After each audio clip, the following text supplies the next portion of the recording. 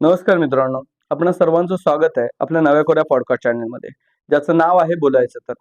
मित्रांनो, आपला चॅनल हा कायमच समाजातील सामान्यातून असामान्य कामगिरी करणाऱ्या लोकांसाठी हक्काचं व्यासपीठ बनलेला आहे.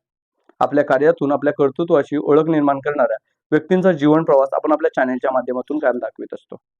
चला तर मग आज भेटूयात अशाच एका खऱ्याखुऱ्या आयुष्यातील हिरोला, ज्याचं संपूर्ण आयुष्य हे जिद्द, चिकाटी, प्रेरणा, संघर्ष याची चतुरसूत्र राहिलेलं आहे. आपल्या शारीरिक विकलांगतेवरती मात करीत राज्य पातळीवरती आणि राष्ट्रीय पातळीवरती गोल्ड मेडलिस्ट असलेला प्रशांत दादा फक्त खेळापुरताच मर्यादित न राहता महाडमधील अनेक तरुणांचं प्रेरणास्थान राहिले. सोबतच आपलं पदवीपर्यंत शिक्षण पूर्ण करून पाली भाषेमध्ये डॉक्टरेट करणारा प्रशांत आज अनेक तरुणांच्या जीवनाला दिशा देण्याचं काम करतो आहे. चला तर मग जाणून घेऊयात हा संघर्षमय प्रवास प्रशांत दादाकडूनच. प्रशांत दादा नमस्कार. नमस्कार. आपलं सर्वात प्रथम स्वागत आहे आपल्या स्टुडिओमध्ये. धन्यवाद यार. प्रशांत दादा, मी ओव्हरऑल आपल्या पर्सनॅलिटी बाबतीत इन्स्पायर आहेत. ते याकरता की आपण एवढं सगळं फिजिकल चॅलेंज असून सुद्धा एवढ्या सामाजिक जबाबदाऱ्या सांभाळत आहात. परंतु आज आपण डायरेक्ट चर्चेलाच सुरुवात करूयात. नक्की. प्रशांत दादा, मला हे तुम्हाला विचारायला आवडेल की एक नॉर्मल चाइल्ड आणि एक फिजिकल चॅलेंज चाइल्ड यांच्या बालपणात नेमकं काय अंतर आहे आणि तुमचं बालपण कसं गेलं आणि काय आठवणी आहेत बालपणाबाबतीत? बापरे! तुम्ही चर्चेला सुरुवात करायच्या अगोदर डायरेक्टली मुद्द्याला हात घातलाय, जो माझा खूप इमोशनल आहे. मी त्या भावनिक आहे त्या मुद्द्याचा. माझं बालपण घेऊन गेलात तर. लहानपणीच असताना एक 4.5 वर्षाचा असताना पोलिओ झाला होता आणि त्या पोलिओतून उभरता तो पुन्हा इतका झाला की त्यांनी पूर्ण ते डॅमेज करायला सुरुवात केली. तेव्हा जर फॅमिली आपल्यासोबत स्ट्राँग आहे ना, तर मला अजूनही असं वाटतं की नॉर्मल चाइल्डपेक्षा ॲबनॉर्मल चाइल्डची जास्त प्रेम आणि जास्त काळजी हे कुटुंब घेत असतं. आणि त्या गोष्टींमध्ये मी खूप सौभाग्यशील स्वतःला मानतो, की माझे आई-बाबा झाले, माझे स्पेशली भाऊ-बहीण झाले आणि माझ्या गावातला प्रत्येक व्यक्ती ज्यांनी माझ्यावर भरभरून इतकं प्रेम केलंय ना सर, तर त्या प्रेमापोटी माझं बालपण खूप छान गेलं मी तुम्हाला सांगतो. Great, literally great. सांगतो, की मी ब्लेस्ड आहे. मी ब्लेस्ड आहे. खरं सांगतो तुम्हाला. मी भावनिक होतो ह्या प्रश्नाला. कारण त्यांचे हातभार लागलेत ना, त्यामुळे मी आज तुमच्यासमोर बसून बोलू शकतोय. फ्रँकली सांगतो मी तुम्हाला. दादा, खेळाची आवड कशी निर्माण झाली आणि त्याची सुरुवात कुठून केली? कसं आहे, खेळाची आवड असं काही नाहीये. जसं नॉर्मल मुलांना आवड असते तशी ॲबनॉर्मल वाल्यांना सुद्धा आम्हाला सुद्धा आवड असते ती. आणि शरीराच्या विकलांगतेमुळे मर्यादा असतात. पण मानसिक मर्यादा नसतात मला असं वाटतं. त्यामुळे जर माझ्यासारखं म्हणजे नॉर्मल मुलगा जर चांगला खेळतोय, तर मी त्याच्यापेक्षा थोडंसं काहीतरी करून मी तिथं थांबू शकतो. लहानपणी काय करायची, माझे जे मित्र होते, तर ते मला क्रिकेट खेळायला उचलून घेऊन जायचे ना पाठीवर. पाठीवर उचलून घेऊन जायचे. तेव्हा चालायला यायचं नाही. आणि मग तो मी क्रिकेट वगैरे खेळायचो. त्यामुळे खेळाची आवड आपल्याला लहानपणापासून आहे. हां, पण जर पॅरा पॉवर लिफ्टिंग जर म्हणाल तर व्यायामची मुळात पहिली आवड असणं गरजेचं आहे. आणि ती माझ्या घरातच मला आवड निर्माण झाली. कारण सगळे भाऊ हे सगळे फिटनेसमध्ये अ, असायचे. प्रत्येक जिम लव्हर भाऊ माझे. ते एक छान वाटतं, की अशा फॅमिलीत होतो, की भावांकडून ते उतरत आलं आपल्याकडे. जशी लेगॅसी असते आणि ती मी कंटिन्यू करतोय असं नाही. Great, great. पण ती येते आपल्याकडे आणि मग मला असं वाटलं जेव्हा मी पहिली मुंबई महापौर खेळलो ना, तेव्हा एवढं काही नॉलेज नव्हतं. फक्त एक्सरसाइज करायचो, जिम करायचो. जिमचं वेड लहानपणापासून महापौर मुंबई श्री मी मारली ना, गोल्ड मारलं डायरेक्ट 2 गोल्ड मेडल आले माझ्याकडे. मला तो अनएक्सेप्टेबल होत्या ह्या सगळ्या गोष्टी. पण मग म्हटलं आता थांबूया प्रशांत इथे. अ, आपल्याला कोण ओळखणार नाही. हा एक जरिया एक असा आहे आणि मला संगीत एक आवडतं, तुम्हाला सांगतो. पण मग हा असं बघितलं तिकडे सगळे आले होते लोकं, मोठे-मोठे लोकं मुंबईमधले महापौर वगैरे तेव्हा ते आले होते आणि त्यांनी आम्हाला सगळं ते हे केलं. त्याच्यामुळे इतकं भारी वाटलं ते आणि मग म्हटलं आता प्रशांत आपण थोडंसं ह्याच्याकडे ॲज अ एंटिटी म्हणून बघूया ह्याच्याकडे. आणि मग मी तिथून सुरुवात केली आणि तो प्रवास अजून चालू आहे. भले मी परफेक्ट नाहीये मला माहिती आहे. पण लॅक ऑफ काही गोष्टी आहेत, अभाव आहेत काही गोष्टींचा खूप. सो त्यामुळे अजून नॅशनलला अजून खूप आणि इंटरनॅशनलला स्ट्रगल आहे खूप अजून आहे. तर छान छान प्रशांत दादा, आमच्या शुभेच्छा तुमच्या सोबत आहेतच त्यासाठी. धन्यवाद. दादा, वेट लिफ्टिंग करताना नेमक्या काय अडचणी आल्या आणि त्याच्यावर मात कशी केली? वेट लिफ्टिंग कसं आहे माहिती आहे, आपण जेव्हा एक्सरसाइज करतो ना आणि आमच्या पॅरा पॉवर लिफ्टिंगमध्ये कसं आहे, की आम्हाला बेंच प्रेस आहे फक्त. बरोबर आहे. सो बेंच प्रेस आपण काय करतो, रेग्युलर पण आपण जसं रेग्युलरली एक्सरसाइज करतो, तेव्हा आपण बेंच प्रेस करतो. बरोबर आहे. हे थोडंसं वेगळं आहे. ह्याच्यात थोड्याशा अटी शर्ती आहेत. रूल्स रेग्युलेशन्स आहेत त्याच्यात. हे असंच पाहिजे बेंच प्रेस, हा असाच पाहिजे. सो ते कसं झालं, जेव्हा सुरुवातीची कॉम्पिटिशन खेळलो ना मी, तेव्हा थोड्याशा त्रुटी होत्या माझ्याकडे. अजूनही आहेत, नाही असं नाही. पण मग जे आपले दिग्गज आहेत, जे मोठे प्लेयर्स होऊन गेलेत, जे नॅशनल, इंटरनॅशनल खेळलेत, सो ते इतके लॉयल आहेत ना, तुम्हाला सांगतो आम्हाला घेऊन, की ते आम्हाला नेहमी करेक्ट करतात. सो म्हणजे असे अडचणी आल्या, पण त्यांनी करेक्ट केलंय आणि त्याच्यामुळे मग आम्ही ते कदाचित करेक्ट करून मग आम्ही ते फॉर्म आमचा चांगला करण्याचा प्रयत्न करत असतो, असं आहे. अडचण वगैरे असं काही वाटत नाही मला, पण आहेत अडचणी.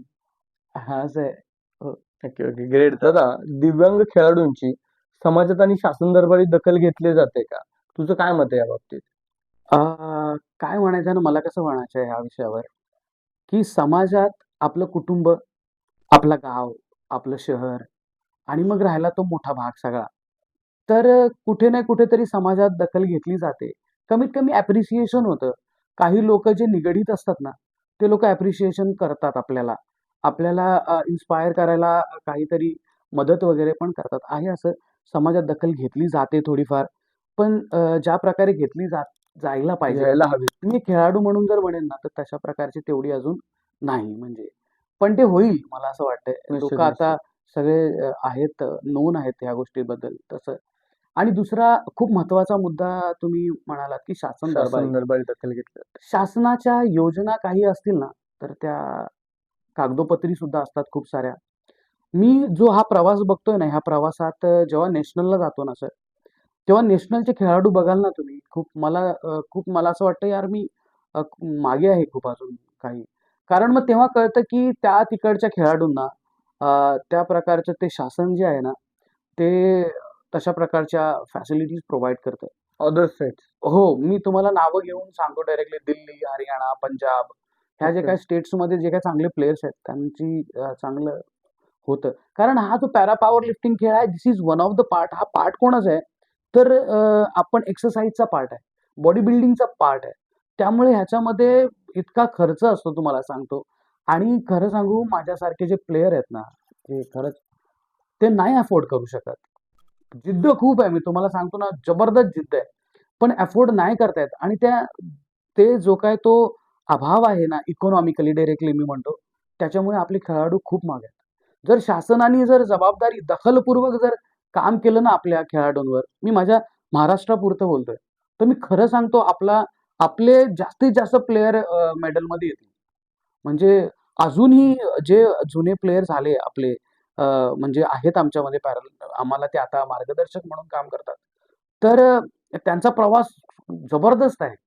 पण जर अशा अशा ह्या होतकरू खेळाडूंना जर इकॉनॉमिकली जर बेस्ट मिळाला ना, इकॉनॉमिकली हा, तर मी तुम्हाला सांगतो खरंच दिव्यांगांच्या जबरदस्त चिकाटी आणि ते हे असतो. म्हणजे मी आहे म्हणून नाही म्हणत, पण मी बघितलंय ते मी जगतो त्या बरोबर. गोष्टी. त्यामुळे शासनातले, प्रशासनातले आणि समाजातले जे कोण अ, उदारमतवादी लोकं आहेत, ज्यांना असं वाटतं त्यांनी ना खरंच मला नाही, प्रत्येक खेळाडूच्या मागे, प्रत्येक ते अशा मागे उभे राहिलेत ना, खंबीरपणे उभं तर राहायला हवं. तुम्हाला सांगतो खेळामध्ये हा देश मागे नाही पडू शकत. लॅक ऑफ म्हणजे म्हणून अभावामुळेच आणि मी डायरेक्टली सांगतो, की आर्थिक गोष्टीच्या अभावामुळेच आपले प्लेयर मागे आहेत. अदरवाईज मेहनतीला आपण नाही ऐकू शकत. म्हणजे मी फ्रँकली सांगतो. हे आहे. नक्कीच, नक्कीच हो. दादा. आणि त्याला पुढे जाऊन असं सांगतोय, की शासनाने खरंच दखल घेतली पाहिजे हो. कारण हजारातून नाही, लाखोतून एक पॅरालिम्पिक प्लेयर तयार होतो. लाखोतून एक मी म्हटलं तुम्हाला. लाखोतून एक माझ्यासारखा हे क्षेत्र निवडतो. बरोबर, बरोबर. प्रचंड अदरवाईज मेहनत आहे दादा याच्यामध्ये. शरीराच्या एवढ्या शरीराचं एवढं हे सगळं वर-खालीपणा आणि त्याच्यातून मेंटली आणि फिजिकली स्टेबल होणं हे नॉट ईझी मला असं वाटतंय. दादा, या संपूर्ण प्रवासात तुला कधी नैराश्य आलं का? आणि त्याच्यावर कशी मात केलीस? कसं आहे ना, मी सांगू तुला, की अपंगत्व येणं हे जगातलं खूप मोठं नैराश्य आहे. कुठल्याही गोष्टीचं अपंगत्व असू द्या. मग ते तुम्ही चांगले असताना असू द्या, तुम्ही कसं पण येऊ द्या किंवा जेनेटिक असू द्या. अपंगत्व जन्म होणं म्हणजे खूप डेंजर आहे. मी तर कधी-कधी म्हणतो तो खूप मोठा श्राप आहे. सो त्यामुळे नैराश्यत्व हे आपल्या ह्यातला लागलेलंच आहे. लक्षात घ्या हा विषय. त्यामुळे नैराश्य हे पावलं-पावली येतं. जेव्हा नॉर्मल आणि ॲबनॉर्मॅलिटी येते ना, तेव्हा आम्ही पण एक पार्ट आहोत समाजाचा या सगळ्या गोष्टीचा, व्यवस्थेचा. व्यवस्थेचा, सगळ्या गोष्टींचा आपण या निसर्गाचा भाग आहोत आपण. आणि मग जर सुख आहे तर दुःख आहे, जर जर नैराश्य आहे तर मग हास्य आहे. सगळ्या ह्या म्हणजे नाण्याच्या जशा 2 बाजू आहेत ना, तसं हे सेम आमच्याबद्दल पण चालतं. पण अपंगत्व आल्यानंतर खूप मोठ्या गोष्टींना मुकावं लागतं आणि ते जे नैराश्य आहे ना, ते कमी होत नाही. मग एक वय येतं, एक पर्टिक्युलर एज येतं आपलं. त्याच्यातून नैसर्गिक संधीच नाकारल्या जातात तुमच्या. हो, अगदी बरोबर. आणि मग वयानंतर थोडीशी अक्कल एवढी येते ना, की म्हणतो ना आपण निसर्ग म्हणू किंवा देव म्हणू, तर जर तो आपल्याकडून काही घेत असेल ना खूप, तर तो खूप डेंजर गोष्ट देऊन जातो आपल्याला. आणि मग एक वय आणि काळ असा मजबूत बनवतो ना ह्या दिव्यांग माणसांना, की तुम्हाला सांगतो दिव्यांग माणूस आहे ना, कितीही नैराश्य आलं ना, भीक मागतील, सुसाईड नाही करणार. तुम्हाला मी सांगतो. तुम्ही जर जनरली बघाल ना आता, आत्ताच्या पिढीला मी बघतोय, लहान-लहान मुलं थोडंसं नैराश्य आलं सुसाईड करतात. काही करतात, काही करतात, काही करतात. पण तुम्ही मला एक तरी केस दाखवा अशी, की अपंगाला नैराश्य आले, तो दाखवणार पण नाही तुम्हाला नैराश्य आलंय. पण अपंगाने कोणी सुसाईड केलंय किंवा आत्महत्या केलं, तुम्हाला खूप रेअर लोकं दिसतील तुम्हाला सांगतो. मी मोठेपणा नाही सांगत, पण निसर्गाने दिलेली एक देणगी असावी, की ती आम्हाला मनोबल वाढवते. लक्षात घ्या. आणि कुटुंब खूप महत्वाचं आहे. खूप महत्वाचं आहे कुटुंब. आणि कुटुंब त्याप्रकारे ट्रीट करतं. तुम्हाला सांगू खरंच, की अपंगाचा कुठल्या इतर घरात जन्म नाही होत. त्याच घरात जन्म होतो, ज्या घरात त्याचं खूप चांगल्या प्रकारे संगोपन होतं. काही नाही, निसर्गाची शक्ती असेल, देवाची दैवी शक्ती असणार आहे. ह्याच्यावर मी पूर्ण म्हणजे माझा विश्वास आहे. तुम्ही बघा बाकीच्या कुठे तुम्हाला दिसणार नाहीत. अपंगाच्या घरात तुम्हाला त्या अपंगाला हिणवणारी लोकं दिसणार नाहीत. त्याची बहीण, त्याचा भाऊ तितकंच प्रेम सगळे करतात काळजी त्यांच्यावर. घेतात. ॲक्चुअली एखाद्या नॉर्मल मुलाची काळजी नाही घेणार. मी माझं सांगितलं ना तुम्हाला सांगू, मी आता असं आहे, मी मी थोडासा आगाऊ वृत्तीचा, थोडासा म्हणजे आता थोडं ठीक आहे बुवा. पण माझी फॅमिली, माझे भाऊ, माझ्या वहिनी, माझ्या बहिणी सारखा फोन करत असतात, की "कुठे आहेस तू? अरे काय?"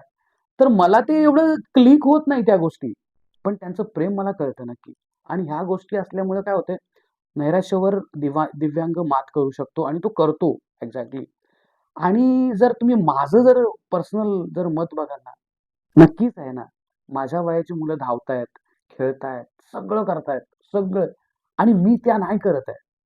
ज्या नैसर्गिक सगळ्या गोष्टी चांगल्या पद्धतीने अ, तुम्ही करताय, माझे मित्र करतायत, माझी सगळी लोकं करतायत आणि मी ते नाही करत आहे.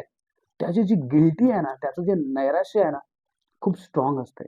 पण मी म्हटलं ना जसं, की हा जो निसर्ग आहे, जो देव आहे ना, खूप मनोबल वाढवतो. आणि माझं असं आहे, की मला आलंय नैराश्य खूप, फॅमिली सोबत होती. पण माझं आयुष्य खूप डेंजर गेलंय. मी माझं बहुतेक आयुष्य माझ्या भावांबरोबर स्पेंड केलंय मुंबईमध्ये. त्यामुळे मुंबईचं लाईफ वगैरे कसंही असलं तरी खूप फॅमिलीने सपोर्ट केलाय मला. पण बाकीच्या गोष्टी घेतला तर खूप मोठं नैराश्य येतं. मध्ये मध्ये माझ्या आयुष्यात असा मोठा एक चढ-उतार होता, की त्यामध्ये मी आजारी पडायचो खूप. त्याचं निदानच होत नव्हतं. नंतर ते निदान झालं वगैरे सगळं. पण मग त्या नैराश्यातून बाहेर पडणं मला शक्य जमत नव्हतं. भाऊ मला नेहमी म्हणायचे, की "प्रशांत घाबरायचं नाही. आम्ही आहोत ना तुमच्यासोबत." तर ते एक मोटिव्हेशनल वाटायचं, की यार खरं आहे, फॅमिली सोबत आहे. पण त्या दरम्यान ना मी विपश्यनेकडे वळलो.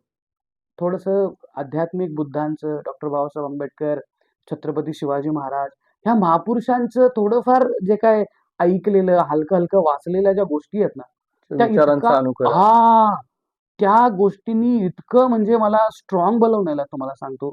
मला तुम्ही आत्ता जर म्हणालात ना, "प्रशांत आत्ताचं काय?" मला आत्ताच्या नेक्स्ट नेक्स्ट मोमेंटला अगर मृत्यू आला ना, तरी पण मी तो हसत स्वीकारेन. त्याचं एकमेव कारण विपश्यना आहे. मी ह्याच म्हणजे मी मुंबईत गेलो, आजारी पडायचो वगैरे, वगैरे. पण त्याच दरम्यान मी ना जरा धम्माकडे थोडा कल आहे आपला माझा. धार्मिक गोष्टींकडे जास्त कल आहे.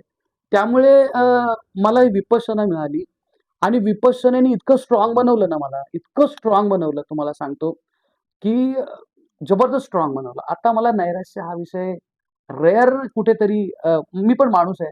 एक्झॅक्ट. सर तो कुठेतरी टच होतो. अदरवाईज नैराश्य हा प्रकार माझ्यात येऊ नाही शकत.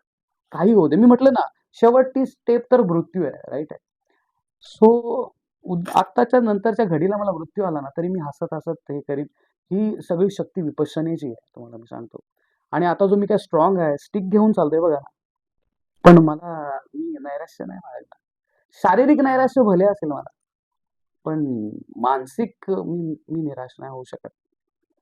प्रत्येक गोष्ट अनित्य आहे. ग्रेट दादा, ग्रेट. सॅल्यूट आहे तुमच्या विचारांना. Thank you. दादा, दिव्यांग खेळाडूंसाठी जर काम करायची संधी मिळाली, तर काय करायला आवडेल त्यांच्यासाठी? अरे वाह! छान. माझ्या हा खूप जवळचा प्रश्न आहे असं, की जर मला दिव्यांग खेळाडू म्हणजे फक्तच नाही, पण जर दिव्यांगांसाठी जर काय करण्याची संधी मिळाली ना, तर नक्कीच मी माझा प्राण पणाला लावून मी करेन आणि माझ्या दिव्यांग बंधू-भगिनींना म्हणजे सगळ्यांना मी शैक्षणिक, आर्थिक, सामाजिक सबळ करण्याचा नक्की प्रयत्न करेन. माझा श्वास आणि माझं जे काही आहे ना, हे मी लावीन. याची मला म्हणजे माझं स्वप्न आहे ते ॲक्चुअली काहीतरी करता यावं दिव्यांगांसाठी माझ्या.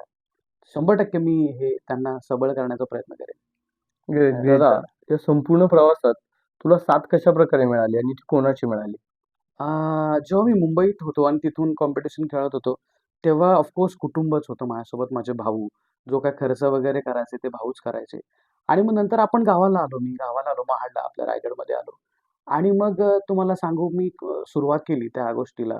एक्सरसाइज असेल, जिम असेल आणि जेव्हा-जेव्हा कॉम्पिटिशन असेल म्हणजे आता काही 5-7 वर्षापासून आपण कॉम्पिटिशन करतो. जास्त एक 10 वर्ष झाली आपण ह्या खेळात आहोत. तर जेव्हा-जेव्हा कॉम्पिटिशन असेल ना, तर तुम्हाला मी खरं सांगू हा राजकीय मी नाही बोलत आहे. एक माणूस म्हणून जर तुम्ही म्हणाल तर आपले महाडचे स्थानिक आमदार आहेत, आपले भरतशेठ गोगावले साहेब. मी तुम्हाला काय सांगू त्या माणसाची काय माझ्यावर माया आहे, काय आहे, काय माहिती किंवा मी दिव्यांग असेल किंवा काय आहे. त्यांची सगळ्यांवरच माया आहे तशी म्हणायला गेलं तर. पण मे बी मी त्यांच्यासाठी स्पेशल आहे. त्यामुळे जेव्हा-जेव्हा कॉम्पिटिशन होतात ना व्हायच्या, तेव्हा-तेव्हा म्हणजे आता तुम्हाला सांगू गेली 4-5 वर्ष, 5-6 वर्ष माझ्या कॉम्पिटिशन मला शेटनी कधीच मला म्हणजे कधीच नाराज नाही केलंय मला अजिबात, की "प्रशांत असं आहे का? अरे जा ना बिंदास." स्वतः फोन करणार, "प्रशांत पोहोचलास का तिकडे?" "अच्छा हो." मग मी फोन करणार, "शेठ पोहोचलोय बरं का." "अच्छा, अच्छा. ठीक आहे. तू काळजी घे तुझी." त्यामुळे तो एक हक्काचा माणूस म्हणजे तुम्हाला सांगतो भरतशेठ गोगावले साहेब.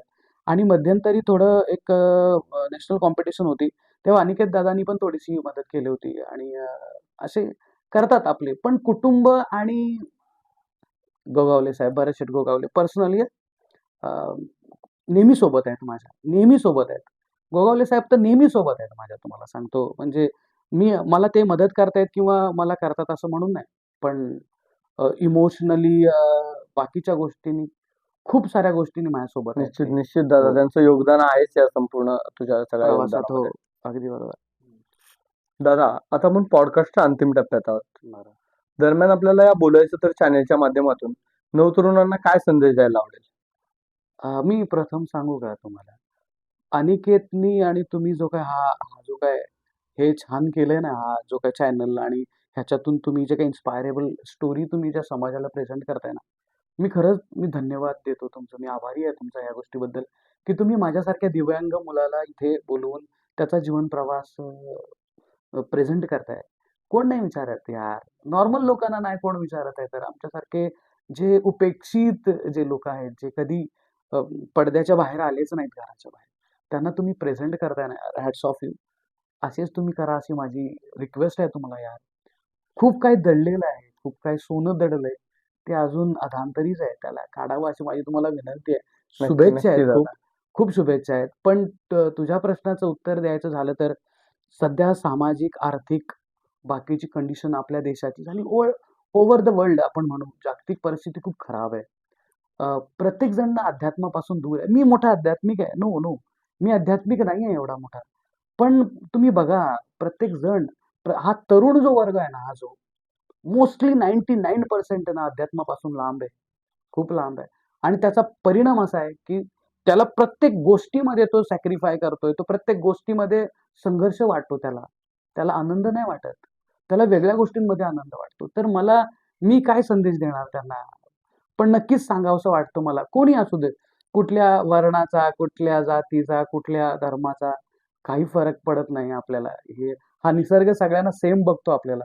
आणि मग प्रत्येकाने, तरुणांनी तरी स्पेशली, म्हणजे मी तर म्हणतो दारू, माडी, इडी, काडी, बाकीच्या आताचा मोबाईल ह्या गोष्टींपासून थोडंसं लांब राहावं आणि आपला करिअर आणि आपलं हे आयुष्य सुख, समाधानी, आनंददायी कसं होईल ना, ह्याच्याकडे फोकस करायला पाहिजे.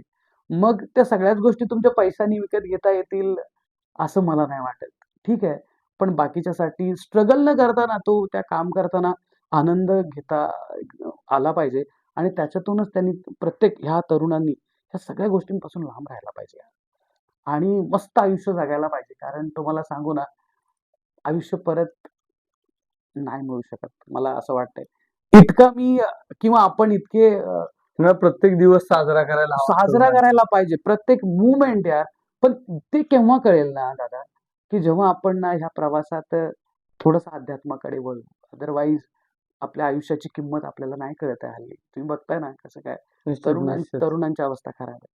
सो अशा प्रकारे प्रत्येकाने आयुष्य खूप सुखी, समाधानी आणि आनंदाने जगलं पाहिजे. स्वतः जगलं पाहिजे. दुसऱ्याला सुद्धा मदत केली पाहिजे जगायला. असं मला वाटतं यार. बाकी काय? धन्यवाद प्रशांत दादा. तर मित्रांनो, हे होते प्रशांत दादा. त्यांचं संपूर्ण जीवन संघर्ष आणि प्रेरणेचे खऱ्या अर्थानं संघर्ष आणि प्रेरणा म्हणून राहिलेलं आहे. खऱ्या अर्थानं त्यांचं जीवन हे समाजाला दिशा देणार आहेत. समाजातील अशाच आपल्या आजूबाजूला असणाऱ्या दिव्यांग लोकांना आपण मदतीचा हात द्यावात, त्यांना मायेनं आधार द्यावात. प्रसंगी आर्थिक मदत करता आली तर ती करावीत, असं आव्हान मी या निमित्तानं आपणा सर्वांना करेन. अशाच प्रकारच्या संघर्षमय योद्ध्यांना आणि खऱ्याखुऱ्या आयुष्यातील हिरोंना आपण आपल्या चॅनलच्या माध्यमातून दाखवणार आहोत. तत्पूर्वी आपण लाईक करा, शेअर करा, सबस्क्राईब करा. तर मग भेटूयात पुन्हा एका अशाच संघर्षमय योद्ध्याची कहाणी घेऊन. तोपर्यंत धन्यवाद.